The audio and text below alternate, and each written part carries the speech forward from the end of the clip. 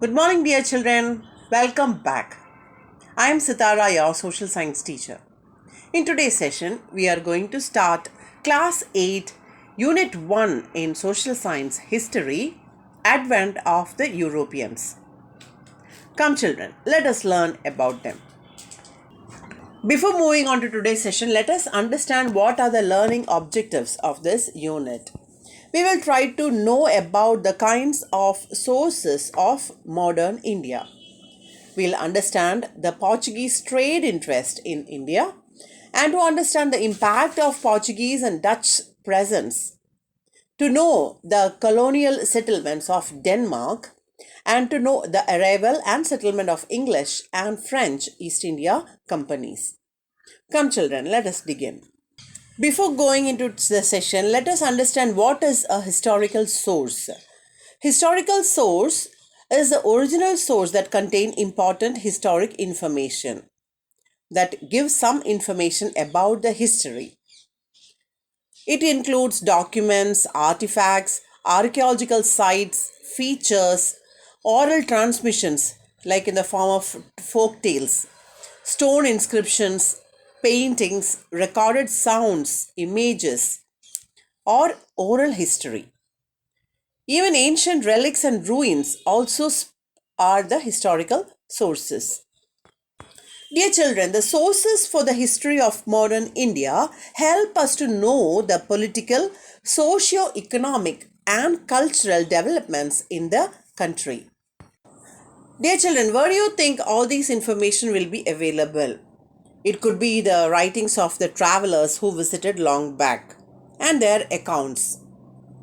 Many of the foreign travelers, traders, missionaries, and civil servants who came to India in the 18th and 19th centuries have left accounts of their experiences and their impressions of various parts of the country. So, people that is from abroad, people from other countries who are visiting India, and the traders who came in for trade, missionaries, the people who came to spread the religion, for example, Christian missionaries, the priests and the nuns, and the civil servants, people from the other countries who came to serve in India during 18th and 19th centuries. They have given account, they have described their experiences and their impression and their understanding of the various parts of our country. Dear children, to know the events of modern period, we have abundant sources at the international, national and regional level. Like we can get hold of newspapers, magazines, then news channels, and we can gather the information. Now let us understand the sources of modern India. Let me give you a brief introduction, children. The contacts or the trade between India and Europeans were very old and it was done through land route. There were theft, conflicts with tribes, kingdoms, etc. Therefore, in 1494, Columbus of Spain started for India in search of a sea route, but he discovered America instead. In 1498, another Portuguese traveler, Vasco da Gama, discovered a new sea route from Europe to India. He reached Calicut by sailing around Africa via the Cape of Good Hope. This was the first arrival of European in India by sea route. You will be wondering why these people are taking all the trouble to come to India. India was a very rich land full of cotton, handicrafts, and had a lot of spices which had antibiotic properties, and it was used as preservatives.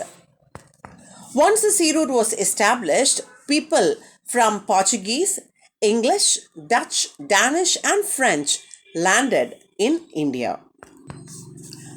Dears, the sources for the history of modern India help us to know the political, socio-economic, and cultural developments in the country. You can find political developments, socio-economic developments, as well as cultural developments in the country. From the very beginning, the Portuguese, the Dutch, the French, the Danes, and the English recorded their official transactions in India on state papers. So these people who came to India, like the Portuguese, the Dutch, the French, and Danes and English, they recorded their transactions, whatever transactions they made with India, on their papers. Well preserved records are very valuable to know about their relations in India. So those records which were preserved gives us valuable information about their relationship with India. The archives at Lisbon, Goa, Pondicherry, and Madras were literally storehouses of precious historical information. Learn the word archives. Archives. Archives is a collection of historical documents which show the history of a place or an organization and the place where they are kept. So you can find the archives at Lisbon. Lisbon is the capital of Portugal. Portuguese, you can find the archives in Lisbon, Goa, Pondicherry, and Madras. Store precious historical information. All these sources must, however, be critically evaluated before they are used for historical writing. So, whatever documents we have got in the archives should be evaluated with a critical mind. Children, critical evaluation is to break down something into different parts and get the opinion of each part by asking the right type of experts and right type of questions. So you have to analyze it very critically so that you don't miss out on any of the information.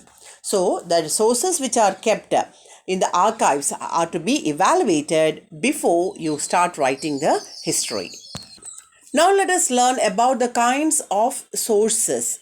Dear children, we can write history with the help of the sources like the written ones and the material sources. The written sources includes the inscriptions or the manuals or the manuscripts and anything. Even in later years we can find the government official declarations and so on. The material sources includes the artifacts which are excavated. Now let us learn about the written sources. After the advent of the printing press was invented by Gutenberg. And after that, numerous books were published in different languages. There were so many books published in different languages. Hence, people began to acquire knowledge easily in the fields like art, literature, history, and science. So, since books were started published, people started gaining knowledge like in the fields of art, in the fields of literature, and also history and science. The Europeans came to know about the immense wealth of India from the accounts of Marco Polo and similar sources.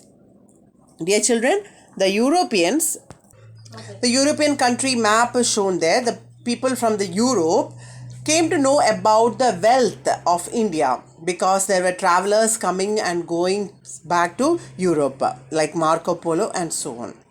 The wealth of India attracted Europeans to this country. So they were so much attracted to the wealth and they wanted to have trade relations with India, and that too the cheapest possible method. Coming to the written sources, a Tamil person called Ananda Rangapillai diaries play an important role. He is famous for his set of private diaries from the years 1736 to 1761, which portray the life in the 18th century India. Dear children, Ananda Rangam is a name to conjure with the annals of Tamil history. Conjure, Conjure. It means to do tricks by clever, quick hand movements, like magic. And annals, Annals, annals is an official record of events year by year, that is historical records. So his name is playing an important part in the annals of Tamil history. He was a Dubash. Dubash is a translator, Dubash, in Pondicherry to assist French trade in India. So he was working in Pondicherry to assist the French trade. He recorded the events that took place in French India. His diaries contain daily events from 1736 to 1760, which are the only written secular record available during that period. So it is one of the secular records, unbiased, religiously unbiased records, which are available during that time. His diaries reveal his profound capacity for political judgment and is a most valuable source of history. So he was having a judgment towards the politics at that time, and it is having a valuable source of history. Written sources include literatures, travel accounts, diaries, autobiographies, pamphlets, government documents, and manuscripts.